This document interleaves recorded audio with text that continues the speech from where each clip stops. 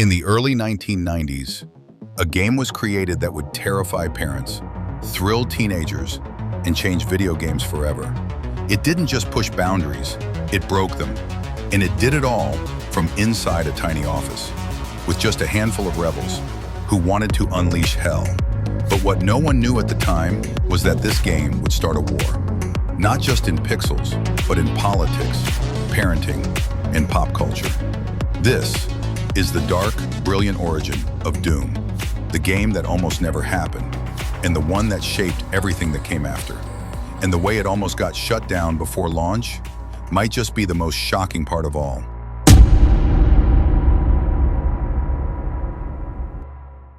In the early 90s, the gaming world was safe. Most games followed rules, level-based puzzles, cute characters, text-heavy adventures. It wasn't bad, but it wasn't dangerous. Then, a group of programmers in Texas asked a question.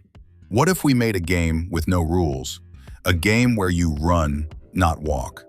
Where you shoot, not think. Where you go to hell and fight your way back out. But what started as a rebellious idea in a cramped Texas office would spiral into something no one could control. At the heart of this story are two men. John Carmack, a quiet mathematical genius obsessed with graphics and performance, and John Romero, loud, wild, driven by heavy metal, Dungeons and Dragons, and chaos. Together, they formed the perfect storm. In 1992, they released Wolfenstein 3D, one of the first real first-person shooters. But to them, that was just a test run, because what they were planning next would ignite a cultural firestorm and nearly tear their team apart in the process. The game was called Doom. It was fast, violent, visceral. You weren't solving puzzles, you were blasting demons into bits. Inspired by Alien, Evil Dead, and Dungeons and Dragons, Doom took players to Mars, then straight to hell. The developers worked 18-hour days. They drank sodas, listened to Slayer, and coded in the dark. They knew what they were building wasn't safe. It was dangerous. But one wrong move almost killed the project. And you won't believe what triggered it. When they finally released Doom in 1993, the world exploded. Parents panicked, politicians condemned it, the media blamed it for corruption, violence, even school shootings.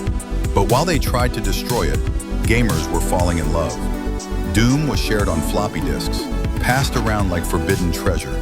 It was one of the first games you could mod, letting fans create their own levels, weapons, even total conversions. It wasn't just a game, it was a movement. And the modding scene? That sparked something even bigger, a new industry. One that would come back decades later in an unexpected way. Today, every first-person shooter, from Call of Duty to Halo to Destiny, carries Doom's DNA. It redefined what games could feel like. Fast, raw, unfiltered.